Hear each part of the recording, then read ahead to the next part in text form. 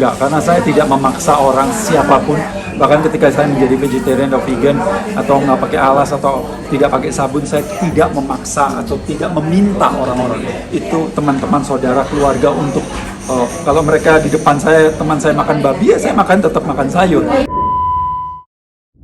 Mungkin orang tuh sebetulnya sudah banyak kenal kamu, tapi untuk kehidupanmu yang unik ini mungkin belum terlalu ngeh gitu kan Kak? Iya. Apa sih Kak yang membuat motivasimu dengan alam dan semesta itu sekuat itu gitu loh Kak? Iya, intinya bahwa saya itu punya banyak waktu untuk merenung, dan ketika saya merenung itu dapat inspirasi.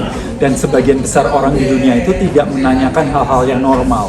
Jadi kalau bapak saya pakai sandal, ibu saya pakai sandal, berarti saya harus pakai sandal. Kalau bapak saya pakai sabun, ibu saya pakai sabun, kakek saya juga begitu, maka saya harus begitu. Sebenarnya nggak ada salahnya juga, tapi karena kita dalam kehidupan ini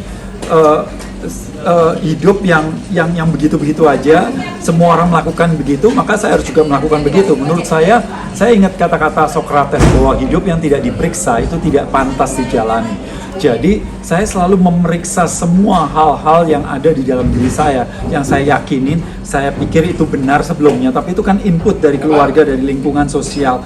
Dan kemudian ketika saya besar, kemampuan saya berpikir berbeda, kebijaksanaan berbeda, dan hal-hal yang lain di dalam diri saya berbeda, kesadaran saya. Maka saya kemudian mempertanyakan itu semua, dan disitulah saya mendapatkan hal-hal yang berbeda dari kebanyakan orang. Well, ini tidak harus diikutin, apa yang saya lakukan tidak harus diikutin, tapi saya mendorong setiap orang untuk masuk ke dalam dan mencari akar-akar dari semua masalah yang ada di dalam. Karena saya percaya bahwa manusia itu pada dasarnya tidak pernah punya masalah dengan hal-hal yang di luar dirinya. Kita bermasalah dengan ego kita, keserakan kita, kebencian kita, ketamakan kita, dan semua yang ada di dalam diri kita. Maka itu ketika kita punya masalah, tolong jangan cari jalan keluar, tapi cari jalan ke dalam. So itu alasannya sih. Oke. Ya. Ini sudah berapa kali untuk tidak memakai alas kaki, terus sudah tidak menggunakan sabun itu berapa lama Kak? Saya awalnya itu saya menjadi vegetarian dan vegan kurang lebih 30 tahun lalu, lebih dari 30 tahun lalu, kemudian tidak menggunakan sabun 15 tahun lalu, tidak menggunakan alas kaki 11 tahun lalu kurang lebih.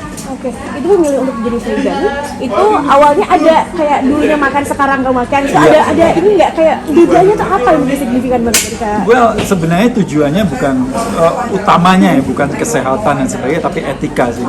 Bagi saya untuk mengenyangkan perut saya merasa tidak adil untuk memisahkan antara induk dan anaknya. Bagi saya untuk menyenangkan lidah saya, itu saya nggak merasa adil kalau saya harus membunuh. Kehidupan ini bagi saya luar biasa, dan kalau saya senang dengan kehidupan ini, maka saya juga berpikir bahwa makhluk lain juga senang dengan kehidupan ini. Seperti itu. Tapi banyak nggak sih Kak pro dan kontra dengan pilihanmu, mungkin dari sekeliling keluarga dan kerabat dekat pada saat itu kamu memilih untuk jadi vegan dan berbeda mungkin dari orang-orang yang terlihat itu? Enggak, karena saya tidak memaksa orang siapapun. Bahkan ketika saya menjadi vegetarian atau vegan atau nggak pakai alas atau tidak pakai sabun, saya tidak memaksa atau tidak meminta orang-orang. Itu teman-teman, saudara, keluarga untuk kalau mereka di depan saya, teman saya makan babi, ya saya tetap makan sayur. Dan saya nggak bilang, ih kamu itu dosa, kamu itu ini. No, sama sekali bagi saya sama seperti orang-orang yang baca kitab suci, kemudian nggak mungkin kan bilang saya lebih suci daripada kamu. Itu bukan tujuan para suci. Juga orang yang pakai jilbab juga nggak akan bilang kamu itu dosa dan sebagainya. Enggak kan? Menurut saya tujuannya bukan itu. Begitu pula ketika saya menjadi vegetarian, itu adalah pemikiran saya pada saat itu, dan kemudian kesadaran saya didorong itu, dan saya nggak. Kalau ada orang bertanya kenapa, saya akan bicara. Tapi kalau nggak ada yang bertanya, ya saya diam. Jadi nggak ada masalah dengan keluarga dan sebagainya. Well, netizen ada beberapa yang mungkin berpikir bahwa ketika saya menceritakan kejadian kehidupan saya dianggap itu, ada beberapa sih, cuma sedikit, mengatakan saya nggak bisa seperti kamu. Memang nggak harus seperti saya, karena kehidupan kita beda, semuanya beda, jadi nggak ada masalah sih sebenarnya. Kalau ada kontra juga sedikit sekali.